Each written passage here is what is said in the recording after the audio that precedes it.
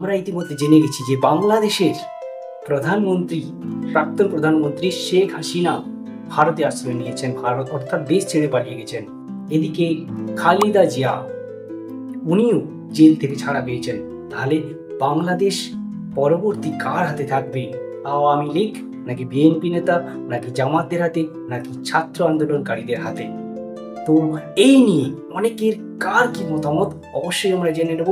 আপনাদেরও মতামত কিছু থাকলে অবশ্যই কমেন্টে দেবেন। যার মতামত সব থেকে ভালো হবে ওইটা আমি পরের ভিডিওতে অবশ্যই তুলে ধরবো। যেমন কেউ একজন প্রশ্ন তুলেছেন যে বর্তমানে বাংলাদেশ কার হাতে থাকবে, আওয়ামী লীগ বিএনপি নাকি মিজানুর রহমান আজহারি? কার হাতে বাংলাদেশকে দেখতে চান? পরবর্তী কমেন্টে আসছি। একজন কমেন্ট করে যায় যে দেশে এক সপ্তাহে 60 টাকা পেঁয়াজ পরবর্তী সপ্তাহে যেন 250 টাকা না হয়, অর্থাৎ সিন্ডিকেট মুক্ত বাংলাদেশ দেখতে চায়।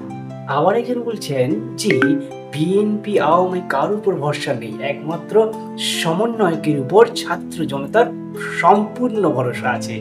কেউ বলেছেন যে এক চোরের পতনে যেন আর এক চোর না এসে হাজির হয়, আমরা চাই এমন একজন শাসক যিনি আল্লাহকে ভয় করেন। আবার একজন তার মূল্যবান ভ্যালুয়েবল কমেন্ট করেছেন যে এমন একজন শাসক চাই যিনি সৎ হবেন এবং নির্ভীক হবেন, যার কাছে হিন্দু মুসলমান সব ধর্ম এক হবে। কেউ তো আবার বলেই ফেলেছেন যে সংবিধানের সংস্কারের প্রয়োজন, যেখানে দুবারের বেশি কেউ প্রধানমন্ত্রী হতে পারবে না, দুবারের বেশি কেউ এমপি হতে পারবে না, এবং কেউ অনার্স পাস ছাড়া কেউ কিন্তু রাজনীতিতে দাঁড়াতে পারবে না।